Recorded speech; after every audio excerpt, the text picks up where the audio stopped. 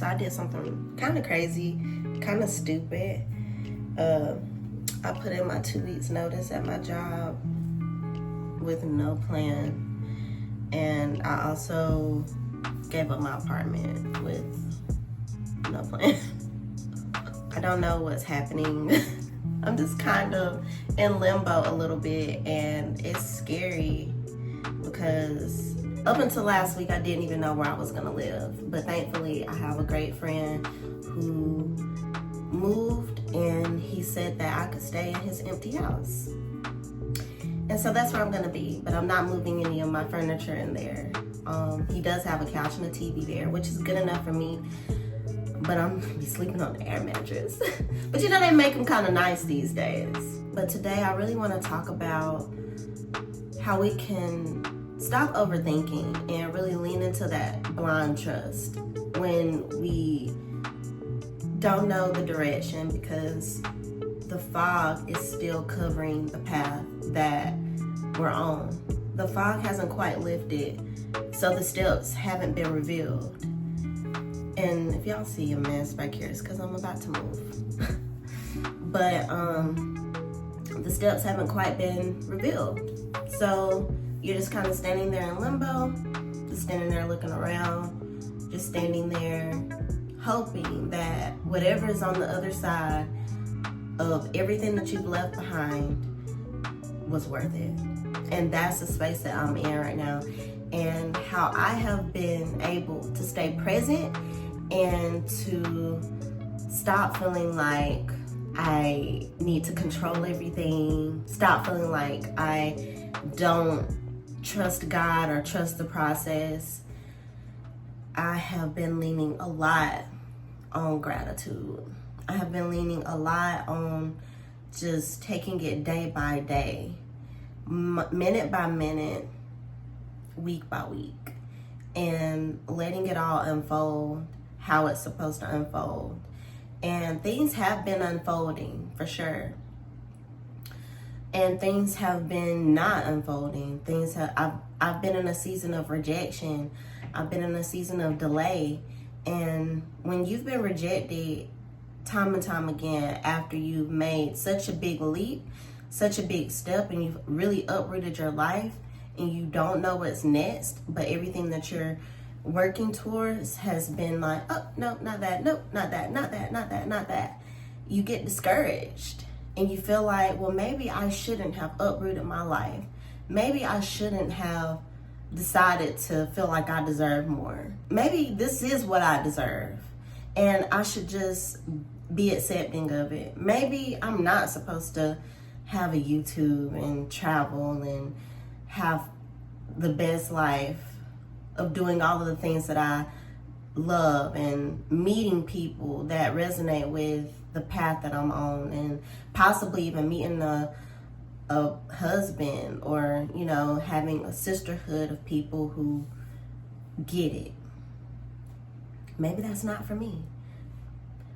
And it's so easy to sink into that negative way of thinking. But the way that I think positively is by first deciding to think positively, more positively about my future, and think positively about the steps that God is building for me. Just because I can't see the next step, just because God hadn't said, okay, here it is. Okay, now you can move. Okay, now you can have this. Okay, now you can do that. Okay, now you can take the next step. Just because that hasn't been revealed yet doesn't mean that it won't ever be revealed. I did the work that God wanted me to do, and that was by making the choice. Once you make the choice, the path starts unfolding right in front of your eyes. And there has been things that have unfolded for me just by me thinking positively, feeling the emotional turmoil of what my present moment looks and feels like, actually feeling that, actually being present with that, actually trying to sit with it and nurture it and nurture my inner child, because this is a lot for my inner child, and one day I'll talk about it. But not knowing what's going to happen next is scary. But if you look at the patterns in your life, every time you have decided to take a leap of faith, it all just worked out, right?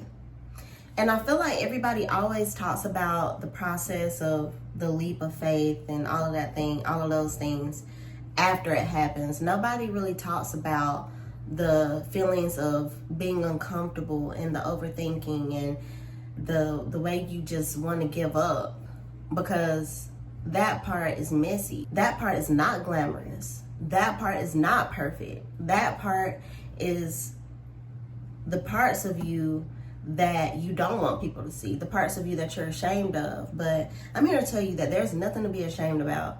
If you've taken a leap of faith and you keep getting rejected, you keep getting redirected, you keep feeling like there's nothing coming through, don't overthink it. You already made the choice. You just have to allow for God to have everything unfold for you in divine timing.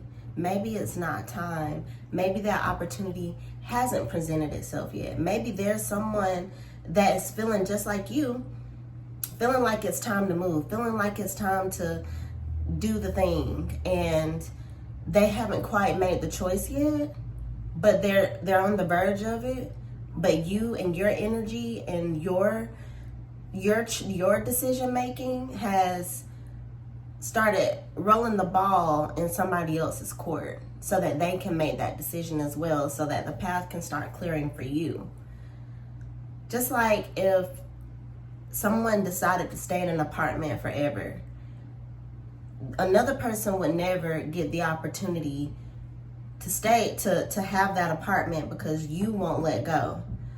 But obviously there are other things that will work out if someone won't let go. If you hesitate with the ball in your hand and you throw it to someone else, and then they hesitate and then they throw it to someone else, but that other person makes the shot, you have the chance to catch the rebound. Ooh, that was kind of good. And that was straight off the dome, might I add. But overthinking, not trusting that someone is going to make a decision that will impact you in a positive way, it's really just causing you to have that distrust in God, have that distrust in yourself. But you have to feel worthy of that rebound, okay? It's like those other people hesitated, passed the ball because they felt like they couldn't make the shot. If you hesitate and feel like you can't make the rebound, you can't catch the rebound and dribble down the court and try to make the shot, then how else are you supposed to ever grow? How else are you supposed to ever get better at the game if you don't take those risks? If you don't say, hey, I'm just gonna go for it. Like some people are good at shooting from the middle of the court and they'll make the shot. But then there's some people who hadn't quite got there yet. Or there's some people who try and try and try. They keep failing, but that one day they make the shot. And that's just kind of how it is with life. If we sit there and we overthink it and we think that we're not worthy of it, how are we ever supposed to get better? How are we ever supposed to have the things that we truly desire? I'm not an over consumer. I'm not a person who just buys things and wants all of these glamorous things. I don't really care about things. What I care about is freedom. What I care about is having time, having energy, having the freedom to just do. Yeah, I want to have a lot of money. Who don't? Because time is money and money is freedom.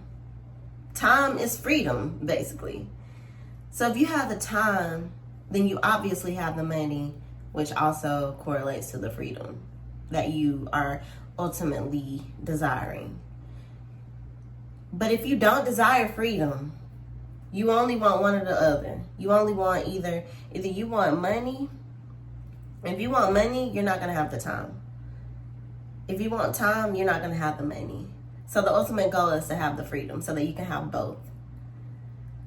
that's the goal for me. But I know that we're going way left on this video, but I do want to say, don't overthink it. If you have that internal nudge to do the thing, to quit your job, to move your apartment, to leave your relationship, to end a friendship, to cut off your granny, do it. Because all you're doing is creating resistance within you. And that resistance build up, it turns into dis-ease within your body. And that's why you got high blood pressure. You get what I'm saying? It all makes sense. To me, anyway. I don't know if it makes sense to y'all. But to get out of that overthinking, I count my blessings. That's what I was just doing just now, before I even started the video. Just counting all of my blessings and giving God all the praise. Just thanking God, or whatever you believe in, honey. I don't care what you call it. The universe, Buddha, whatever you call it. To me, it's all an infinite energy. And I just choose to call it God. And I just talk to that energy. I connect with that energy on a daily basis to help get me through the uncomfortable parts, to help get me through the overthinking. When I start overthinking, that's my anxiety. That's me worrying too much about the future. So I find healthy coping mechanisms. One of my healthy coping mechanisms have been coloring. I have been loving to just create something because it helps keep me present. It's like building that decision muscle for me, really. It helps keep me present, but it also helps give me that gratification that I need. Like, I finished something and this is beautiful. I'm present. I'm in the moment. Focused on one thing that's right in front of me, one thing that I can control. I can control which colors I want to color my coloring book, but I can't control when a new job comes through. I can't control where I'm gonna live. I mean, I could, but I'm in the space now where I only want to do what God wants me to do. And sometimes, like, if you've been on this walk, you know that sometimes God be, dragging his feet a little bit, and I'll be like, all right, now let's, put them sandals in sport mode, because time's a ticking. We got deadlines down here in this realm. I don't know what you used to in this in the outer realms of things, in the spiritual realm, but let's hurry it up a little bit. I'm just kidding. Just a little bit of humor to keep going. Just keep it light. Keep it lighthearted. Find things that you enjoy. Find ways to be more grateful. Find ways to live. What makes you feel good that's healthy? What can you do now that will take you out of this chaser energy that I talked about in my last video? What will take you out of this energy of intense desire? Because I also think that holds us up as well. What takes you out of this energy of scarcity? How can we get into the energy of abundance? Well, that's gratitude. Counting your blessings. Once you're in the energy of abundance, you don't have the intense desire to have things outside of you, because you believe already that you are abundant enough. So that way, that translates to the universe, to God, that you want more, because you're already grateful for what you have. I want to give you more. You know how when kids say thank you and they're very polite and they're not brats, and just for anybody who's polite, who's not a brat, and they're grateful, you just automatically want to keep being nice to them. You automatically want to keep giving them energy, because you know that they appreciate the energy that you've given. So you're just like, you know what, let me just give them more. I want to give them more. They appreciate it. They're grateful for it. And they're giving it back. It's reciprocated. So it's like I don't know, something that gives and takes, and, you know, in a reciprocal kind of way. That's how it is with the things that you desire as well. So don't put these things on a pedestal.